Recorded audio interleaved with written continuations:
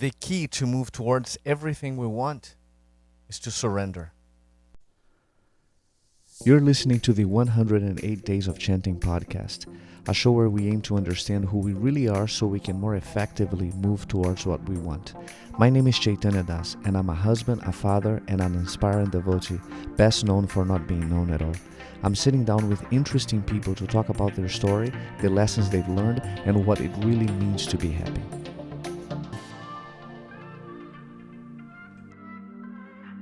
So recently I was having a conversation with a friend.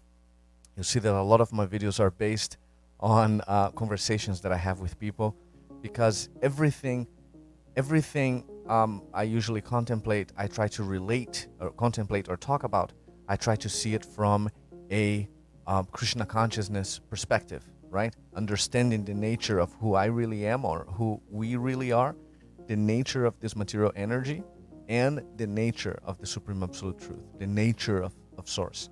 And as I said, recently I was having this conversation with a friend, and we were talking about, things that are happening today around the world, mainly the war between Russia and Ukraine, and how the other countries are getting involved, how the United States, what's the position of the United States and other countries regarding this war.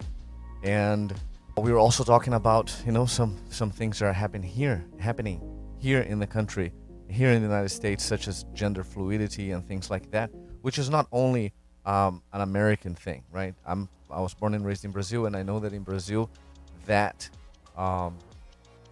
that line of thought is also gaining momentum. And he was quite candid with me, sharing his opinion, right, regarding all these different subject matters. And I found it interesting because we both share the same faith, right? He practiced Kṛṣṇa consciousness to the best of his ability. He's been around for a long time, since he was a kid. I've been practicing. I was born and raised Christian, but I've been practicing Kṛṣṇa consciousness, I would say now, for the past 17 years, trying to understand through these lenses, the lens of a God-conscious mentality through the Vedic perspective, this material existence and everything that relate to me, where I am here and now. And when talking to him about all these things, was interesting to see how a lot of times we are reluctant to do the one thing we need to do to truly find happiness and move in the direction of what we want. And that is to surrender. Surrender has a bad connotation to a lot of people, especially for someone of a very materialistic mind. People that are not very spiritually inclined, right? They believe themselves to be the controllers, the doers, the ones that influence their situation, their environment.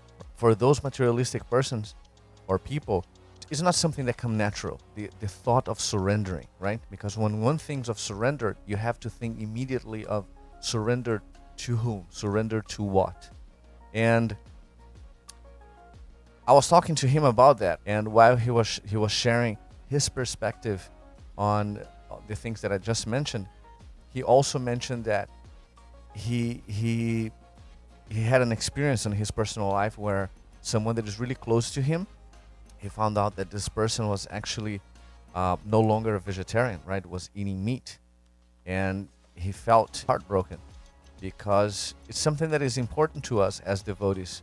But anyways, he was sharing how he felt in the beginning. He was pushing against a little bit, trying to talk with to the person, try to understand why his friend or the person who's close to him came to that decision, and it was becoming a little contentious, if that is a word. It was becoming a little heated, and he finally decided that he had to step back. And he actually realized once he stepped back and he stopped thinking about it, he actually felt peace a little bit, and it's something that he had to accept, is that person's destiny, is that person's karma. And throughout the conversation, while we were talking about these things, I mentioned that we have to deal with these things. My understanding, I shared with him my understanding based on Kṛṣṇa consciousness, my understanding of how the philosophy encourages us, or in a lot of ways instructs us to look at these subject matters. And it was interesting to see quite a bit of resistance from him, because what I was mentioning is this: it's clear in the Vedic scriptures, it's clear from Srila Prabhupada, from Srila Gurudev, from Srila Bhaktivedanta Maharaj, it's clear, our Vaishnavacharyas have made clear that the only way to achieve success, right, in a spiritual life, to achieve success, to find happiness, is to surrender, is to understand and accept fully, completely, that we are not the doers. We are not the doers of activity. We are not the controllers, right? The jivatma, the jiva, the soul, who we really are, is actually very minute and covered by another energetic manifestation of Kṛṣṇa, of the Supreme Source, and that energy is Maya. So when the jiva decides to enjoy separately from Kṛṣṇa, decides to be the center of its own existence, this material nature it's manifested as Kṛṣṇa's mercy. He sees, so you want to enjoy, you want to be the center of your own existence. Here it is, a plane of existence where you are the focal point. And tada, here we are, right? The only thing is we have to deal with the consequences of our, we enter into the samsara, into the ocean of material existence, deal with action and reaction, right? And that action and reaction gains momentum. So all of us finding ourselves, I'm finding myself here in this material world, I have to understand that I come with momentum. And one might call it karma, some people call it destiny, right? There are some things that will take place in my life. The momentum has taken hold, right? It's like seeing a car on top of a hill and pushing that car down and seeing it gaining momentum little by little, gaining momentum. Halfway down the hill or towards the bottom, that car has a lot of momentum. And for me to try to stop that car once the momentum has become strong, it would be difficult. It would certainly create collateral damage, right? And I was mentioning to him that understanding who we really are, the nature of this world and the nature of the Supreme Absolute Truth, if we approach things from that understanding, it's easier to connect everything back to its source, and with that understanding, go under guidance, right? Submit, surrender to the truth, to the absolute truth. It was interesting that I got a little pushback from that, right? And he's like, no, man, I just want to have discussions. Sometimes it's good to discuss and, to try to instruct people, to give them knowledge. And I was trying to communicate with him. I understand what you're saying, though, and I think I mentioned that in a couple of videos before, from an apparent consideration, which is also spoken by our Vaishnavacharyas, our spiritual masters. There are two types of consideration: apparent consideration, and which is aparavichar, and absolute truth consideration, absolute consideration, which is tattva vichar. And from an apparent consideration, all these things seem to make sense, right? Let's have discussions, let's get together, let's find out what's the best course of action when these things happen, right? Let's educate people. And they also say that a Vaishnava, devotee of Kṛṣṇa, one who understands the nature of who we really are, the nature of this material energy, and the nature of the Supreme Absolute Truth, only deals in absolute consideration. So, understanding that, I try to have a conversation approaching whatever the subject matter is from an absolute consideration. And as I mentioned, it was interesting to see how reluctant he was to surrender. And what do I mean by surrender? What I was trying to present is that understanding this material energy, understanding who we are, understanding the Supreme Absolute Truth, understanding the momentum that we find ourselves in right now, surrender means, in a very practical way, based on my understanding, means to see the situation at hand and approach it, understanding the players, understanding what is taking place, and immediately connecting it with transcendence, connecting it with Guru Krishna. And I think it comes, quote unquote, easier to me because I do have a Christian background. And in Christianity, at least was my experience growing up in Brazil, we believe in surrender. We believe in prayers, right? We have songs saying, to you I surrender, right? I want your will to be done in my life. So I kind of like naturally translate that into my Krishna consciousness practice, where when I see myself facing a material situation that is bringing some disturbance, and it's something that I understand is happening because it's my karma, is the momentum that I find myself facing in the moment, I immediately think of surrender as connecting that situation with the Guru Krishna, presenting that situation, right, to them, asking for clarity, to have a more clear idea of what the best course of action is to move, to accomplish what I want to accomplish, which is to be happy, right? Which is to find harmony. And I was trying to present to that, and it was funny because he's a very nice guy, and as I said before, we share, the same faith. And he did say, yes, but I don't want to do that. I think if we have that kind of approach, every time we're talking to people, they're sharing some problems, they're sharing some things, people will become discouraged. They don't want to talk to you anymore because they don't want to be connecting everybody and everything to Krishna. And it was something that kind of like, wow, it kind of hit me a little bit, because it kind of showed me in the moment how reluctant we are to surrender, how reluctant we are to understand that we are not the doers, we're not the controllers, right? And understand that our lives would be much easier if we simply accept who we really are and connected our lives, our existence, everything we are experiencing to that transcendence, connected to Guru Krishna, present at their lotus feet, asking for clarity, asking for guidance, right? And it was, and again, as I mentioned, was interesting to see that he wasn't really willing to. He literally told me, like, I don't want to do that, right? Because he want to be able to relate with people, talk to people, and I understand, because again, from an apparent consideration, it seems a very normal thing. That's what people do, right? They come together, they create Facebook groups, they create forums when they go and discuss and try to find the better solution. And again, it seems to be a very reasonable thing to do.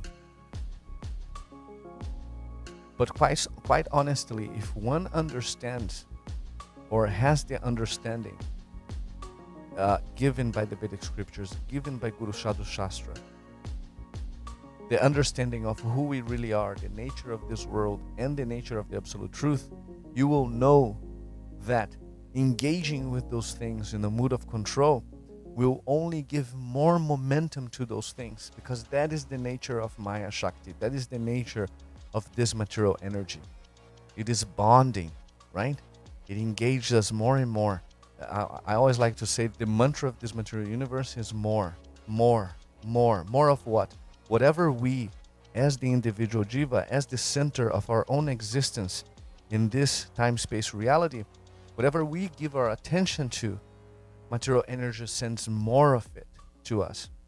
So having that understanding, if I'm facing some some challenge, some material challenge, anything that I'm facing in the moment, if I immediately connect that with transcendence, with Guru Krishna, asking for clarity, asking for guidance, thinking how would Guru be seeing this, approaching this? How would Krishna be seeing all the truth regarding this situation? As we approach life in that manner, material nature immediately also responds as you wish. Here is more. You want more clarity? You give you more clarity. You want understand and see through the eyes of source? Here's more instances and situations where whatever you desire, whatever you have your attention on, will continue to gain momentum. So it's kind of simultaneously taking place. And I even asked an advanced devotee that I have relationship with, and when I say advanced devotee, someone that is truly devoting his life to a spiritual practice, according to the Vaishnav Guru Parampara. And I was asking, when a devotee has that kind of mental attitude, when he approaches this material energy and everything that is taking place with that kind of attitude, an attitude of surrender, my question was simple as this. When that happens, does Maya Shakti, the energy that usually covers the jiva, covers the spirit soul in this material world, does Maya Shakti turns into Yoga Shakti, which is the spiritual energy that is connected to transcendence and gives assistance to this devotee to move towards what is being asked? And emphatically, the answer was yes. So I know I made a video, the last video I posted, I said is all about our mental attitude, because it is all about our mental attitude. And our mental attitude has to be an attitude of surrender, understanding who we really are, understanding that the jiva has no control whatsoever.